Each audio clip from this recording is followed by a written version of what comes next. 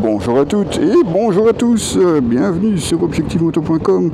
Aujourd'hui je te parle de ce casque, il s'agit du Sena Phantom, un casque de la marque Sena donc, et oui tu ne le savais peut-être pas, mais Sena ne fait pas que des intercoms, ils font également des casques connectés évidemment, avec tout l'intercom compris à l'intérieur. Regarde, on a juste les boutons ici à l'extérieur. Alors on en a deux supplémentaires parce que tu as une lampe à l'avant et des lampes à l'arrière. Ça évidemment on en parlera un peu plus tard, le temps qu'on s'arrête quelque part évidemment, et je te parle tout de suite de ce casque Sena. Bonjour à toutes et bonjour à tous, bienvenue sur objectivemoto.com. Je profite de l'essai de ce scooter BMW C400 GT pour aussi te présenter ce casque qui est le Sena Phantom. C'est un casque assez surprenant puisqu'il intègre toute la technologie d'un intercom 60S. Donc oui, effectivement, tu vois, on a les boutons sur le côté. Alors ces deux-là sont un peu particuliers parce qu'ils sont prévus pour allumer les lampes, puisque tu as une lampe ici sur le devant, lampe LED, et tu as aussi deux lampes LED à l'arrière. Je te les montrerai évidemment pendant la description de l'essai. Et tu as sur l'autre côté, eh bien, tu as les commandes pour l'intercom. Alors j'ai aussi des commandes vocales qui te permettent de communiquer avec ton casque. Ton casque communique également avec toi, donc il va pouvoir te donner confirmation de ce que tu as choisi comme option par exemple, mais tu peux aussi lui demander de mettre le son plus fort, moins fort, de répondre à un appel. Tu peux aussi l'utiliser si tu es branché avec ton téléphone en 4G, tu peux aussi l'utiliser pour Google ou Siri, et tout ça évidemment, le tout dans un simple casque. Gros avantage évidemment, c'est que tu n'as rien qui dépasse à part les boutons qui sont vraiment bien intégrés, et ça évidemment ça change tout, puisque quand tu roules on est vraiment au calme. Est-ce que je vais oser le dire, c'est quasiment le casque, je trouve en tout cas pour le moment, un des casques les plus silencieux que j'ai pu tester, malgré les ventilations, parce que tu as ventilation ici, mais si je ferme tu peux voir aussi, on a des ventilations ici au sommet. Tu as trois ouvertures, tu en as une ici, une plus petite ici. Tu as même la commande pour un écran solaire, je vais te montrer, regarde, on a un écran solaire. Tu le verras, on a aussi une boucle double D, c'est un casque qui est très complet, et puis avec évidemment toutes les fonctionnalités intercom, et ça on va y revenir tout de suite. Je vais te le poser et on en fait le tour évidemment. Et oui, voilà, on a quand même pu s'arrêter pendant cette balade. Bon, il y en a qui vont reconnaître, on est en Ronquière, faut pas vous cacher. C'est plutôt au retour de la balade pour vous parler justement de ce casque qui nous vient donc de chez Sena. On a vraiment un vrai casque, c'est pas juste pour le plaisir d'avoir un intercom. On a vraiment un vrai casque en fibre, qui accuse quand même aux alentours des 1700 grammes, mais il faut quand même évidemment ne pas oublier que vous avez l'intercom qui est intégré à l'intérieur. Bon, un intercom ça va tourner entre je dirais 70 et 100 grammes, ça dépendra un petit peu évidemment de ce que vous allez mettre comme module et comme écouteur à l'intérieur. Donc finalement, donc on reste sur un intégral quand même qui a son poids, on va pas se le cacher, mais malgré tout qui est très confortable. Et justement c'est un des gros points forts de ce casque, c'est que vraiment l'intérieur est très confortable, tout doux, démontable évidemment. Par contre on n'a pas l'extraction rapide des mousses par exemple. Vous avez un beau cache-menton. Ce qui est un peu surprenant, c'est parce que vous avez par contre une boucle double D. On aurait bien aimé quand même avoir l'extraction rapide des mousses.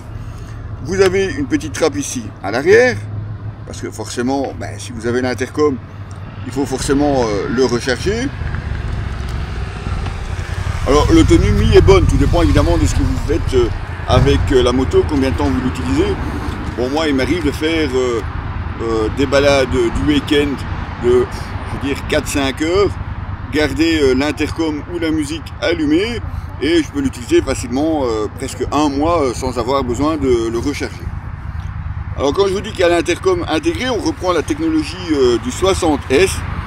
Vous avez les boutons ici pour les commandes de l'intercom. Vous avez ici deux autres boutons, je vais vous montrer. Vous avez un bouton, vous avez une petite lampe à l'avant. Alors vous allez me dire ça sert peut-être pas à grand chose. Ben non, forcément en plein jour pas grand chose.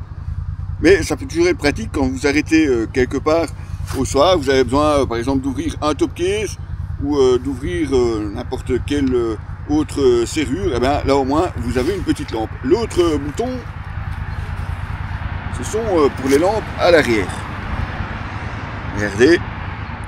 Elles peuvent varier, elles peuvent aussi servir de feu stop. Il y a un accéléromètre probablement à l'intérieur qui fait que ça va flasher un petit peu plus quand vous allez faire un freinage d'urgence ou simplement côté visuel, en tout cas quand il fait noir évidemment, ça se remarque nettement mieux.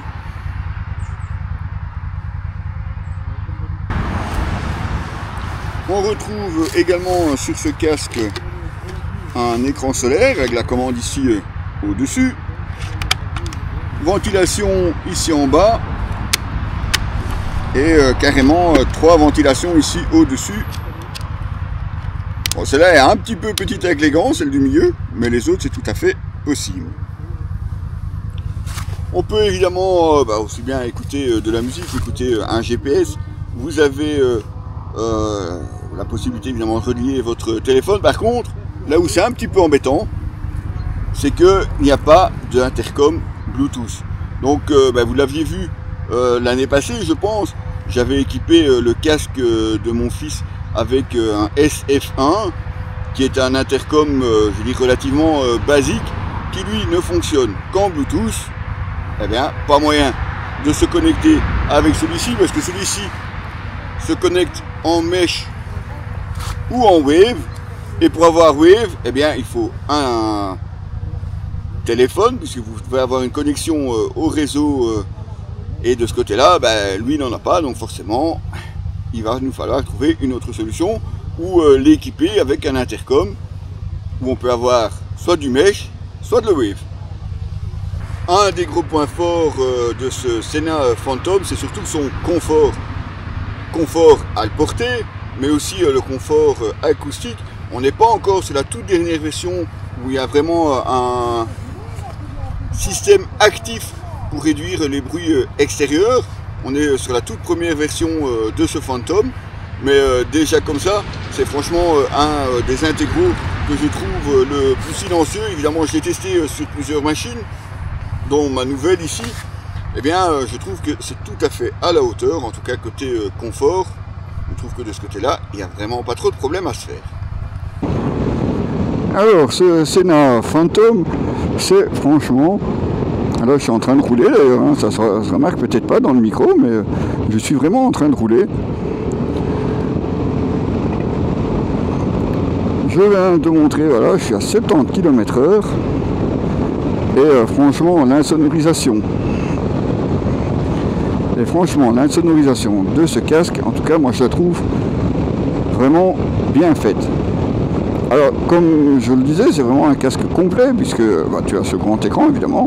Tu as un écran solaire, voilà, je suppose que tu le vois aussi, qui descend quand même suffisamment bas. En tout cas, ça peut te permettre de rouler comme ceci, avec l'écran vert. Bon, c'est vrai qu'ici, je suis bien aidé, parce que je suis quand même au guidon d'un scooter qui avait une belle bulle qui protège bien. Côté autonomie, il faudra compter environ 35 heures en communication, donc c'est vraiment honorable, avec une recharge d'à peine 2h30. Donc quand vous partez en balade, même en petit week-end, il n'y a pas de problème, vous faites vite recharger avec un câble USB classique. De ce côté-là, pas de souci. Alors il y a aussi les commandes vocales, et là c'est peut-être un petit peu le point noir de ce casque, parce que autant Siri fonctionne très bien, à condition évidemment d'avoir le téléphone déverrouillé. Sinon vous allez juste avoir un message comme quoi vous devez d'abord déverrouiller votre téléphone, et forcément quand on roule, c'est pas franchement l'idéal. Alors il y a d'autres fonctions vocales, hein, comme simplement allumer les lampes, donner l'état de la batterie, augmenter le volume, avec des commandes assez similaires à Hey Siri, puisque vous avez juste Hey Sena. Mais là, je sais pas, à mon avis, il ne comprend pas ce que je lui raconte, ou il ne parle pas la même langue que moi. Enfin, en tout cas, j'ai pas réussi, malgré le changement dans les paramètres de l'application, à me faire comprendre par mon casque. Enfin, si, c'est-à-dire que pour répondre au téléphone, de ce côté-là, ça fonctionne assez bien. Il a même à chaque fois répondu à un appel, donc on va pas trop se plaindre non plus. Comme je vous disais, on peut aussi passer par l'application pour régler évidemment tous les paramètres du casque, y compris le fonctionnement du feu arrière. Donc de ce côté-là, je dirais, somme toute, assez classique et efficace. En tout cas, beaucoup moins de soucis pour mettre à jour que par rapport au fameux fil avec connecteur Wi-Fi qu'on a pu avoir sur d'autres intercoms de la marque. En tout cas, la qualité sonore est au rendez-vous. Le volume aussi, d'ailleurs, ne le mettez pas à fond, vous risqueriez d'avoir quelques soucis, en tout cas pour comprendre ce qui se passe à l'extérieur de votre casque. Finalement, ce qui me dérange peut-être le plus, c'est l'absence d'intercom Bluetooth, parce que vous devriez avoir forcément des camarades de jeu qui utilisent soit le mesh, bon ça on en trouve un petit peu plus, ou du Wave, et là pour le moment c'est pas encore très répandu. Côté tarif, et là c'est quand même assez raisonnable, puisqu'on est à 520 € chez Sena, à peu près 530 €, mais on peut déjà le trouver aux alentours des 470 € chez certains revendeurs. Faites le calcul, un bon casque en fibre plus un intercom, je pense pas que vous allez le regretter.